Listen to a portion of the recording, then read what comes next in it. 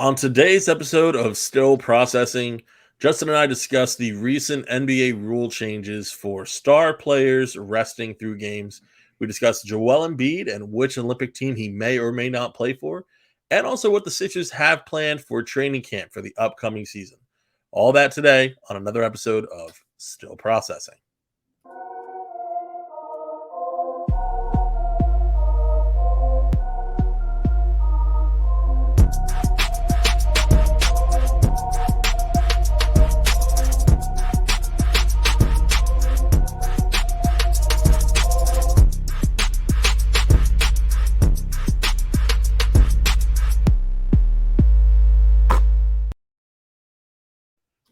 Hello and welcome to another episode of Still Processing, a 76ers podcast. I'm your host, Zach Ciavolella, here with, as always, my guy, my co-host, Justin Crosby. Justin, how you doing this night? I'm doing all right. Philly just lost, so a little down, but Another day. I'm good. Another day right now. Another day playing Atlanta. Another Phillies loss, unfortunately. Spirit's going to be down for a little bit. Going to be a little bit back up tomorrow when the Eagles take the field, though. At least they should be, So go Birds and all that. But we got a little bit of Sixers stuff to talk about, and it's not the juiciest week in Sixers in Sixers drops. I think it was Kyle Neubeck who jokingly tweeted out earlier today when the team officially signed Danny Green. He was like, the Sixers move the fans have been waiting for, and it's been slow. It's been slow, waiting for a James Harden trade, trying to figure out, what this team's actually going to look like. Nick Nurse, of course, saying months ago, it's going to be a different team. Here we are. It's still the same team, except you have Danny Green. What is this season going to look like? What's this team going to look? It's hard not to get frustrated at times. It's and listen, we're the Still Processing pod for good reason. We talk about that kind of stuff. It is a, for lack of a better word, a process. We have to constantly process our emotions with regards to this team. But it's just kind of life being the Sixers fan and following this team as of right now, and hopefully it changes soon, but it's not expected to. So for now, we take a look at some news that's going on around the league and how it relates to the Sixers. And the first thing today, obviously the big news for the NBA today is the recent rule changes that are being enacted in regards to players resting stars. So first and foremost, let's talk about what a star is, because it's an overused word, a lot of different connotation to it. So just for some clarity, before we kind of dive right on into this, is when we're talking about a star, the league is defining this as a player who has been an all-star or a member of an all-NBA team in at least one of the past 3 seasons. So that's obviously guys like Joel Embiid, Nikola Jokic, Kevin Durant, Giannis Antetokounmpo, and then it's also guys like James Harden, Ben Simmons. A lot of guys actually qualify for this list. So I think I saw the full list is like 45 or 48 people, and it's lengthy, So it's something that's going to be implemented starting this season. There are fines that can be put in place against teams. At least $100,000. They're saying. There's actually like 5 different rules that come to this. So, Justin, I'm going to kind of speed through these rules for you, and then we'll kind of just take a look at what our takeaways are from this new agreement. So, the first is just that no more than one star player is unavailable to rest for the same game, or rather, no more than one player is able to sit due to rest for the same game. They kind of phrase it kind of funny in the article I'm reading here. But so the team we think about first and foremost is the LA Clippers. We've seen them do that with Kawhi and Paul George a lot. It's simple. You just can't schedule rest for 2 guys on the same day, right? Perfect. Makes sense. The second is that teams must ensure that players are available for national TV and in-season tournament games. I mean, that makes sense from a financial standpoint for the NBA. When you have teams in the national spotlight, which obviously for the national televised game, that is the case. The in-season tournament is the new brainchild of the NBA this year. Of course, they want to see their top stars playing in it. You can't be resting guys in it. On top of that, teams must maintain a balance between number of one-game absences for a star player for home games and road games, and the preference is that they miss the home games. So if that scale is going to be unbalanced one way or the other, you're missing more home games than you are road games. You figure that's because that player is going to play in that city a lot more than on the road.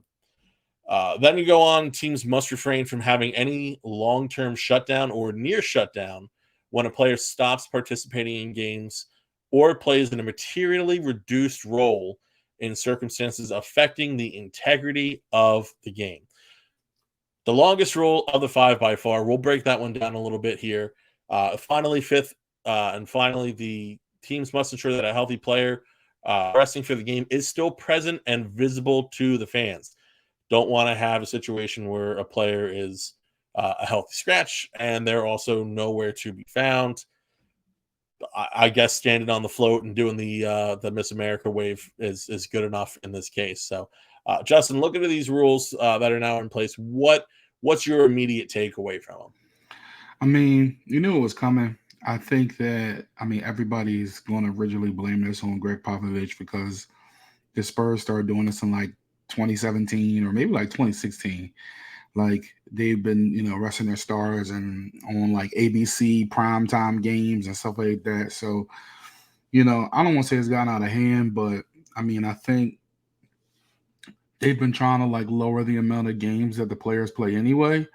So like I feel like the thing for that was to low manage guys. And now that it's affecting the bottom line, TV games, ratings, even fans, like, LeBron going to Indiana once a year, like, kids who are LeBron's fans or whoever you want to say, fans all over the world, all over the country. So they want to see their star players. So I think this was bound to happen. I'm surprised that some of this stuff got through the NBA Players Association. It was agreed upon. But I guess you got to give some to get some because I guess the new bargaining agreement, you can like purchase the team and all this other crap. So, at the end of the day, I feel like you got to give a little to get a little. So that's probably what the compromise was. But in the end, who knows what's going to happen with James Harden right now. But if James Harden is not a Sixer, this will only really be affecting Embiid, and we're kind of used to Embiid's scheduled off days, specifically around back-to-backs and 3 out of 4 nights or 5 and 7 nights and things like that. So I don't think this will be anything new. I think the Sixers will be strategic. And again, as Sixers fans Sixers fans in general, or people like us who follow the team and report on the team, I don't think it'll be anything different for us. I think they're going to be strategic about it. And he misses home games now, so I feel like it is what it is. But around the league, like you said, Clippers, I feel like the Phoenix Suns are a type of team now that will do that. I feel like those type of teams are the teams that this will really affect. And of course, you have you don't really see it like with the Boston Celtics or things like that. Normally, guys are missing just because they're injured, but I think some of the veteran-laden squads will be affected the most. But I think all in all, they're pushing this cup thing. So, of course, they want the stars to play because it's important, and they wanted to be like the champion. Well, Adam Silver in the NBA wanted to be like the Champions League. So they want their stars to play. So I get that part. But yeah, I don't think it'll really change from a Sixers standpoint. And I think if James Harden is on the Sixers and he is playing, again, I think the Sixers have mostly been strategic about not sitting Embiid or Harden with rest, like do the rest at the same game. There's only a few times that we've seen that, maybe once or twice, I feel like I can remember. But yeah, I don't think it'll change for the local teams. Yeah, there's a lot of different potential connotations league wide, but as far as the Sixers, I just don't really see how it affects them that much. Just based on, if nothing else, the biggest question is James Harden actually going to play for Philadelphia? That's something that remains to be seen. Obviously, there are the free agency implications if he decides not to report to the Sixers and not to play. How exactly they're going to navigate through this mess that they have in part created, we will see.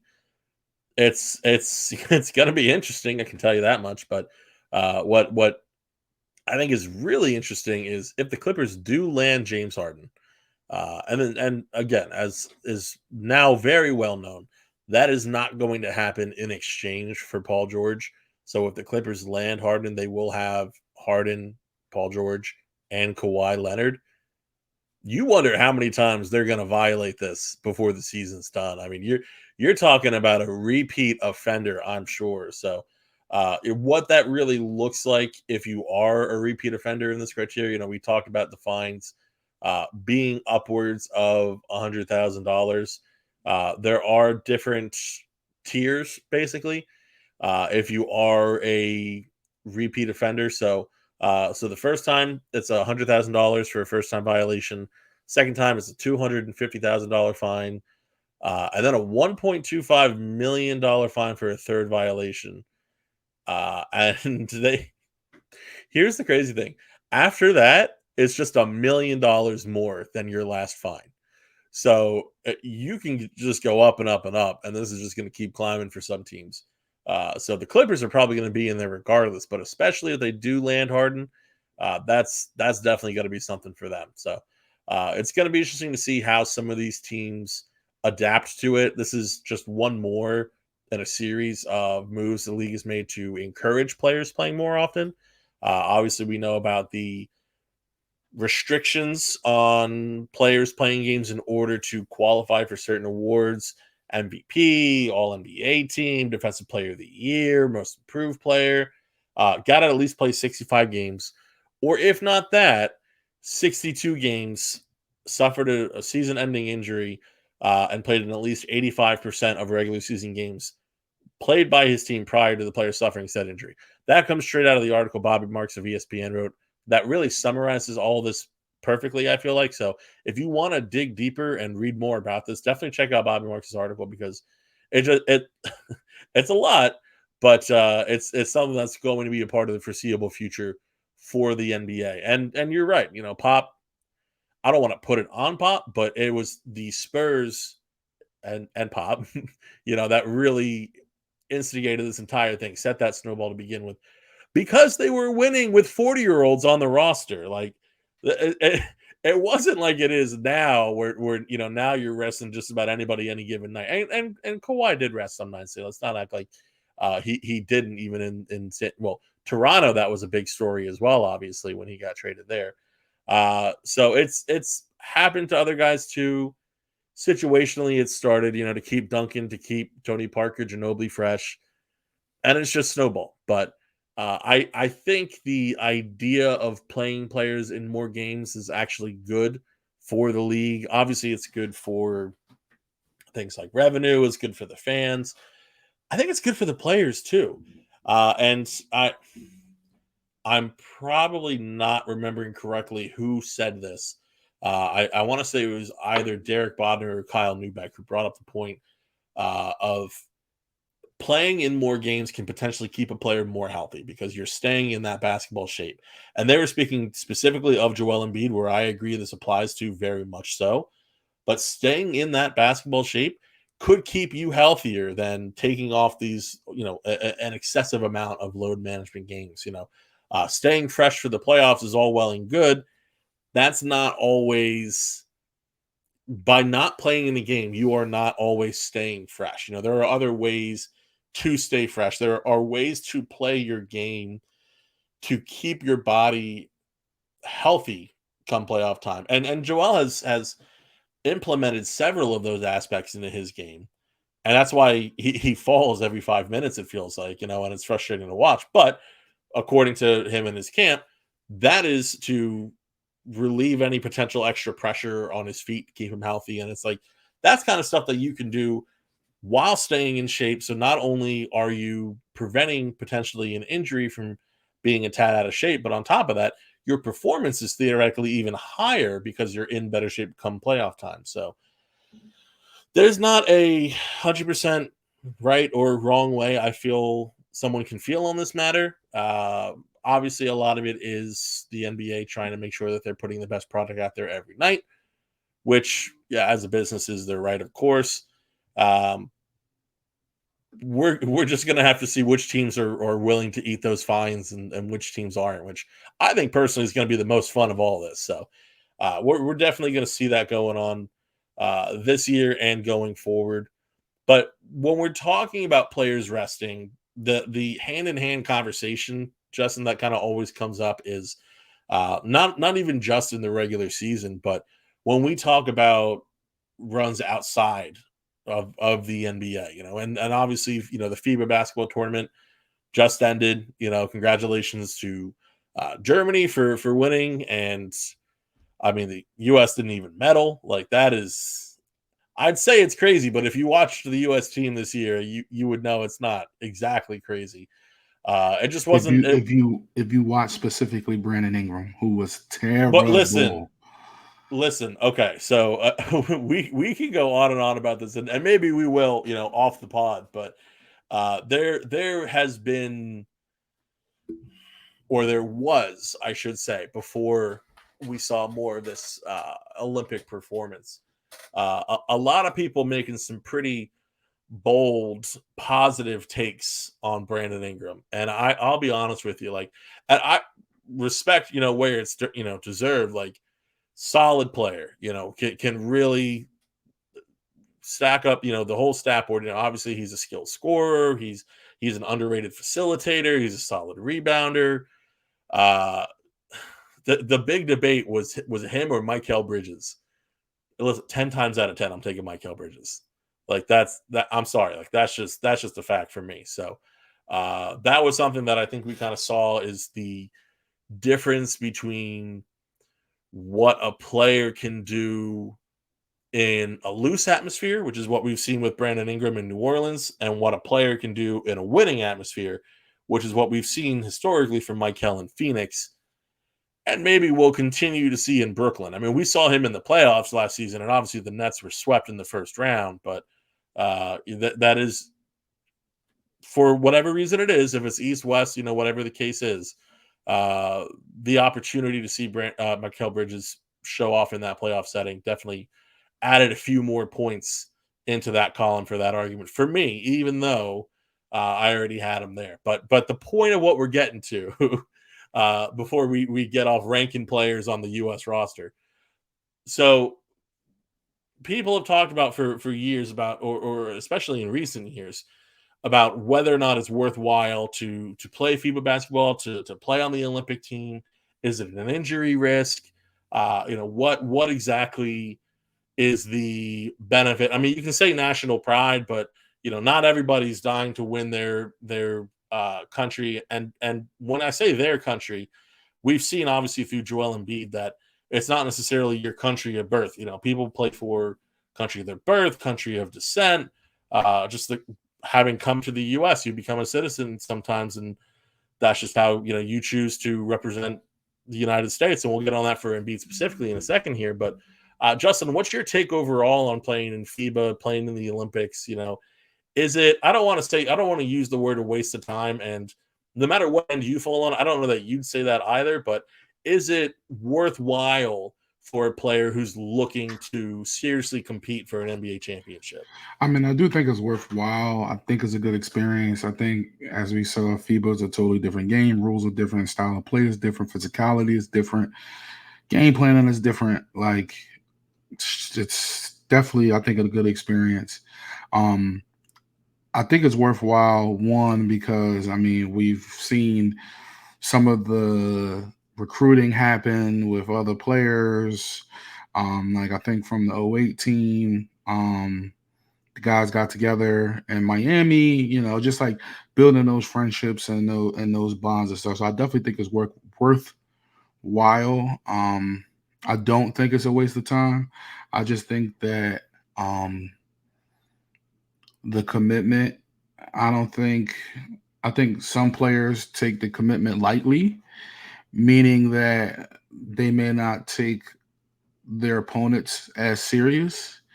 And I think that's when you have lackluster performances, or like it's hard in the NBA to go from a 1A or A or B player on your team, or 1A or 1B, and go to a sit in the corner or just rebound and play defense. Like a lot of people have trouble with that. And I think you saw that. So I do think it's a good experience because that teaches you how to adapt to your surroundings, specifically if you want to be on a really winning team. You're going to have potentially other stars or superstars around you, and you got to, like, kind of change your game, or not change your game, but kind of adapt to your surroundings. So I do definitely think it's a worthwhile experience, for the majority of players who do play.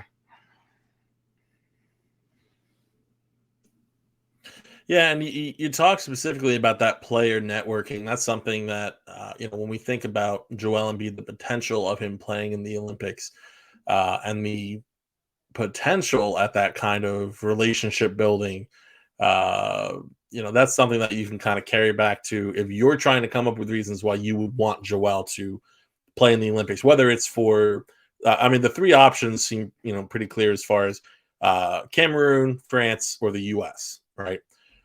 So looking at that and thinking, because the conversations happen, plenty of times where it's, what more can Joel do to uh, effectively recruit another star to Philadelphia? And with this grand plan in place for free agency heading into 2024, how will that apply, or not even just free agency, but the offseason of 2024, because the potential to acquire a max level player through a trade is still prevalent, obviously. How does this necessarily apply? That's something that I think it's good for players to build these relationships, contrary to what Giannis Antetokounmpo recently said about how he prefers to not build relationships with other players so he can keep that intensity level against them. I do think it is good to build those relationships because you never really know where your next teammate's gonna come from, and you want to make sure you don't do anything damaging long term. I feel as regrettable as it may feel sometimes, the days of the Kevin Garnett's, the Larry Bird and Dr. J's, like that seems to have passed, and it's kind of people look fondly back on it, obviously, and I can't blame them for that. I mean, that intensity drives competition, but what else drives competition is having more competitive players on your team. And in a league where now players change team more frequently than ever, I think it is of value for players to establish those connections. Does it have to be through the Olympics? Does it have to be through FIBA basketball? No, it doesn't. But that's just another outlet for them to do so. And then you can, of course, talk about things such as national pride, or even legacy. We look at what the Dream Team was able to accomplish, and how winning in the Olympics has added to the legacy of Michael Jordan, Kobe Bryant. Uh, you know, LeBron James has had his own Olympic success as well. So uh, you can make that argument of trying to grow your legacy as a player by being victorious. I mean, Manu Ginobili is forever a hero for a lot of different reasons, but that victory, that upset win, that gold medal, I mean, obviously is huge. So when you look at things such as that, like there are reasons I feel to want to play in the Olympics. And as a guy who I enjoy watching both the U.S. and Italy, where my family from years back hails from.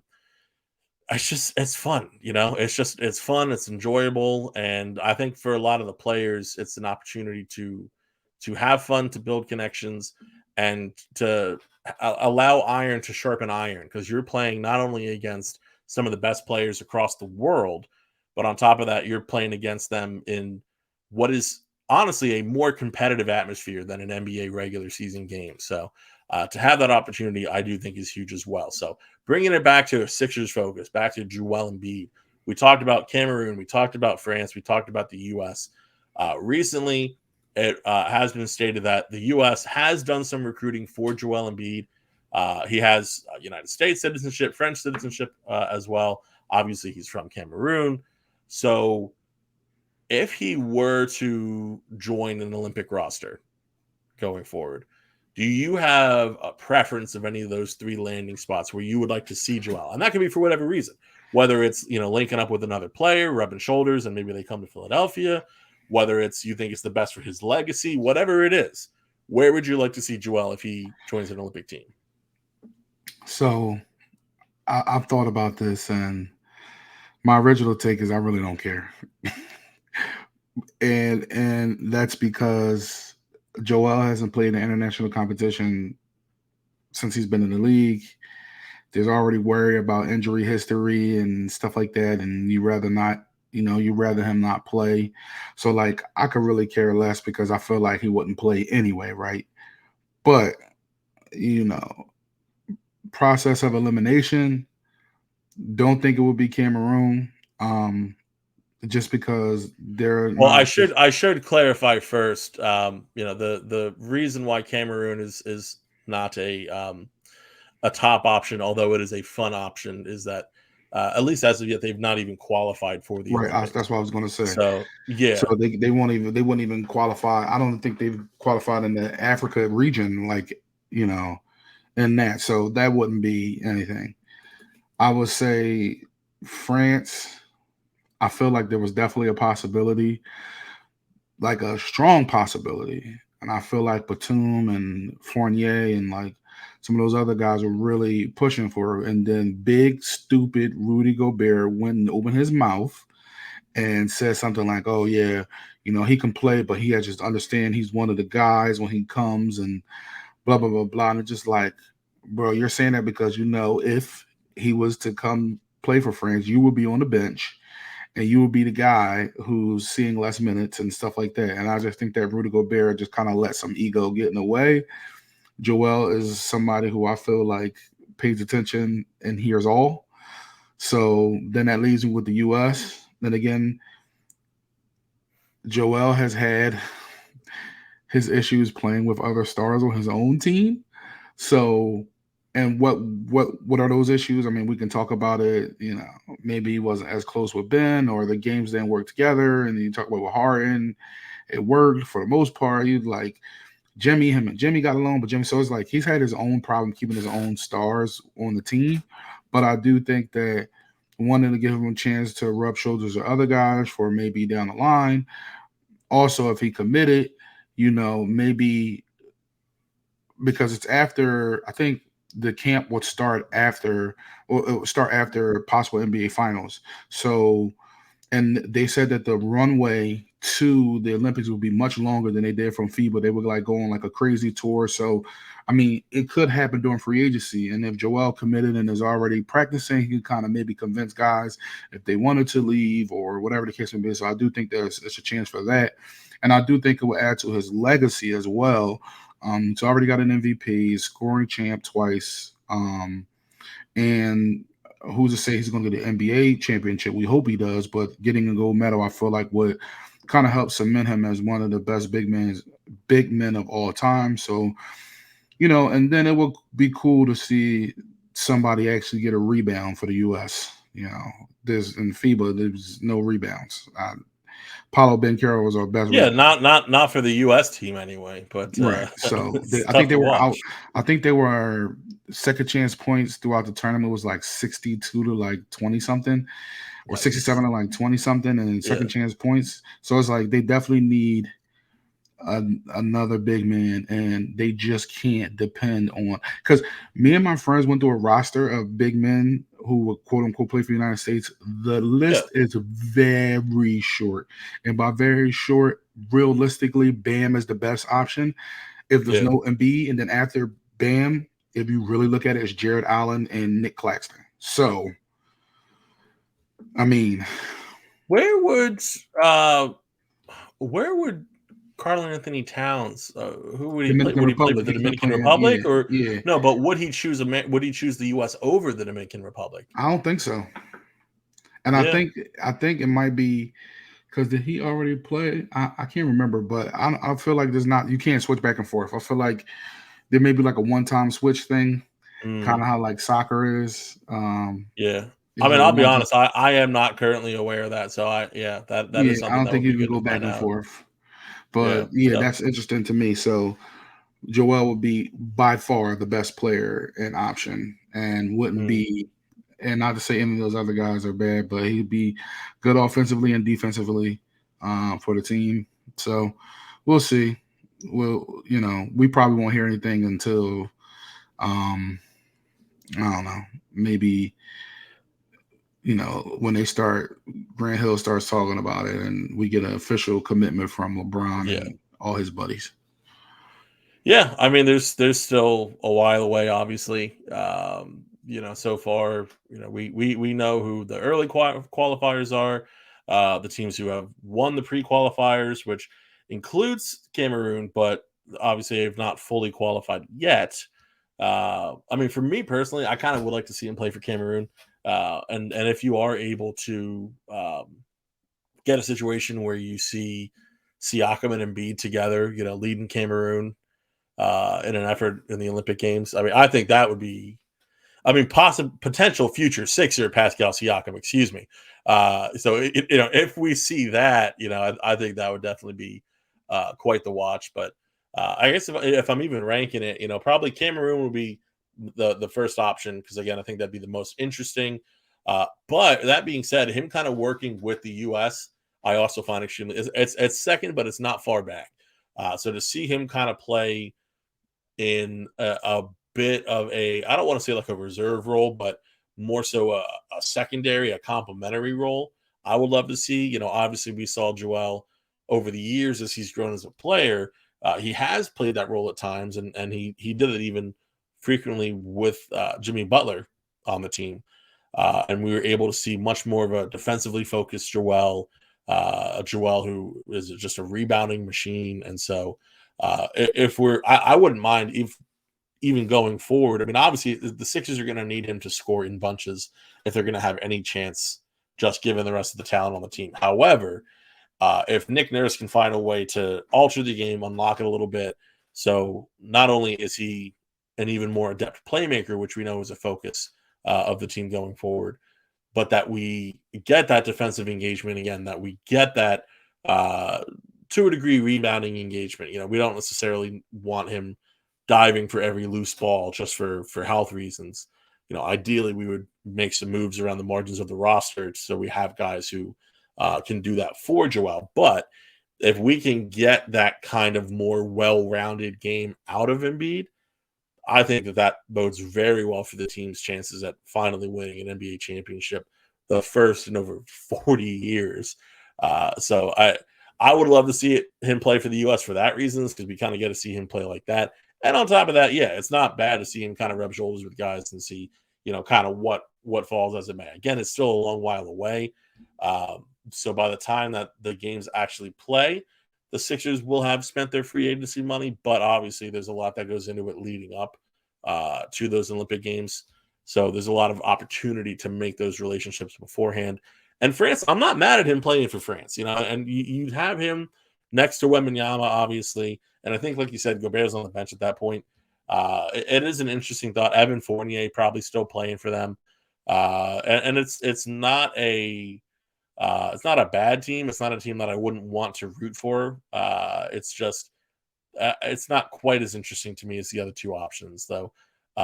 Me personally, I would like to see him be playing the Olympics to keep his body in game shape throughout the offseason. Not that he's not constantly working, his ass off during the offseason, but just playing live basketball is different than any other form of exercise or offseason workout routine. So, personally, I'd love to see it. It remains to be seen if he has any interest in it. So far he's been non-committal, but there's still plenty of time for a decision to be made. So we'll see what ends up happening with that. But right now we're not really focused on Joel Embiid training for the Olympics. We're more so focused on Joel and the Sixers training for the upcoming season. And so with that said, training camp is just right around the corner. We found out that they're actually heading out to Colorado State University in Fort Collins to spend their entire training camp. I think it's like 3 days. So they're going to be spending out Fort Collins. What is very interesting right off the cuff is just that, well, they're in Denver, practicing in that higher elevation, practicing in the land of the reigning NBA champions, the Denver Nuggets. So, Justin, what do you think this location specific training camp is going to do for the Sixers, or what are you expecting to see during training camp? I just think that this adds to the lore of Nick Nurse and practices and training camps, or quote unquote a madman. So I just think this is just adding to that by doing the whole, are we really going to get y'all in shape? We're going to have the high altitude, and we're going to work, we're going to run, we're going to track, we're going to do all this crazy stuff, and we're going to really start to get y'all in some game shape early. And I think that just adds to it. I mean, probably training already would be crazy with Nick Nurse, but adding the altitude is going to really push them physically and mentally. So I mean, I think absolutely it's something. I mean, I know, people, talk about going to Denver and just like walking and breathing much harder and having, kind of like headache because the air and stuff like that. So like, can only imagine, like, we talk about like teams playing sports there and stuff like that. Like, Rice to Ricky Sanchez, they always have a joke saying it's like it should be illegal to have a team in Denver because the altitude is like an advantage, because the players don't live there. So I just think Yeah, that being in Colorado, I think that it's gonna push his team mentally and physically, and I feel like that's the type of coach that Nick Nurse is going to be. I think he's going to try to push these guys to the physical limit. They've had the I think they've had the Coddler and Brett Brown. I think they've had yeah. the players coach in like old school way, I and love the not way really you approach saying players coach because it's not quite a players coach. It's like it kind of is. He kind of says he is. Is it really a yeah, players coach? I mean, ask James Harden if he's a players coach. Let's see what he has to say about it. right. So you know what I mean. So then now you got the supposed tactician and Yeah, monster madman. So probably going to try to push him to the depths because that's what you need to you know, get to the mountaintop. I mean, yeah, and again, I'm no NBA player at all, but I remember when I was playing football in high school and college, and they talk about like sprints at the end, and it's like you always yell in fourth quarter because it's like, although you're tired now, this is the mental thing you have to have when it comes to those moments. yeah. So I can only imagine being the real athlete professionally and going through that in altitude. So it's probably going to push them to their mental peak and overall help them. It's gonna suck. Like I'm not gonna lie. Like I am not jealous. I mean, and obviously I'm not an NBA player either, but I'm not at all jealous of those Nick Nurse practices in Denver at that altitude. I do think that it's definitely going to be the hardest the Sixers have worked in practice in some time, especially just because there's going to be less time golfing, more time focusing on basketball. So I think that's gonna help a little bit. I think that it's a smart idea to prep for that elevation. You can't. You're right. It is an advantage that one team will have more than any other team in the league. There's not a whole lot you can do to combat that. However, if you get some modicum of preparation, so they will have not only these 3 days, but of course the day that they also go to Denver to play the Nuggets. That is more than they would have if they just played the Nuggets once. So by having that opportunity, if for some reason the Sixers were to make it to the finals, if they were to face the Denver Nuggets, which at this point they are the favorite coming out of the West, having just won the NBA Finals, yeah, it makes sense to play to beat to prepare to beat the best. So I think the decision is fantastic. The only question that I still have, and I want to get your thoughts on this, what is the likelihood of James Harden participating in this camp? 0 to none. Like, I don't think he's showing up at all. And if he does show up, it's going to be after they have to play train in the altitude in Denver. I'll tell you that.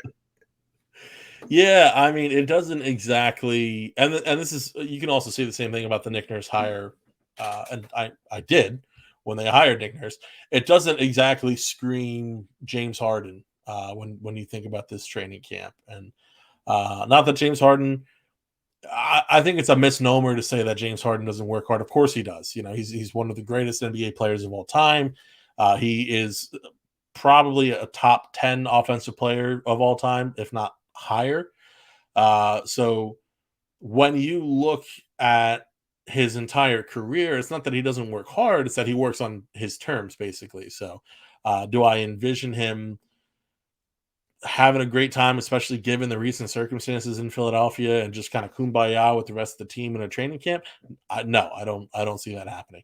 Do I think that there's going to be one or two stories that breaks during training camp or around training camp around James Harden and his relationship with the team? Yeah, I think that's going to be the case. So, whether that is an opportunity for chips to kind of fall a little bit closer towards a resolution to this James Harden issue, or whatever that may be, I think it is going to be interesting. Is the word that I will use. So it's something that Sixers fans are going to want to pay some attention to, especially still in the off season. They're going to be heading over. Media Days October 2nd, the 3rd through the 5th. They're going to be in Colorado, so a little light October news potentially for the Sixers and for their fans. So it'll be an interesting week, we'll say, as it pertains to information, I'm sure. And it's possible James Harden's traded beforehand. It's likely, I think, that he is still here after training camp. So what exactly that's going to look like is it's going to suck, just like a practice with Nick Nurse. But it is what it is. It's the situation the team finds itself. And Daryl Morey, this organization, Joel Embiid, who's been a part of a lot of the decision making lately, they're going to do what they can to put this team in the best position to win. That's the focus, is winning. The focus is not appeasing anyone who is disgruntled. The focus is not even maximizing this year. The focus is maximizing the window, and that's kind of what the thought process has been the entire time. Although mismanaged at times, we can say it is still the idea going forward. So we'll see. But for Philly Sports Network, for the Still Processing podcast, we're still processing, guys. It's gonna be a long rest of the offseason, even though we're only 3 weeks away from media day and from training camp. So it's like I said, nothing's gonna come easy. It's gonna kind of suck from here on, but hopefully there is a brighter horizon moving forward. Justin, any other thoughts that you had before we wrap up today? No, I'm still looking at my Sixers calendar and marking an X on every day that James Harden is still a Sixer. So I'll continue to do that Yeah, until he's not anymore. you're gonna run out of ink, my friend. I'm gonna tell you that right now. Again, from Philly Sports Network, from the Still Processing Pod, we want to thank you all for listening, for joining us today. And listen, just like you guys, we are still processing.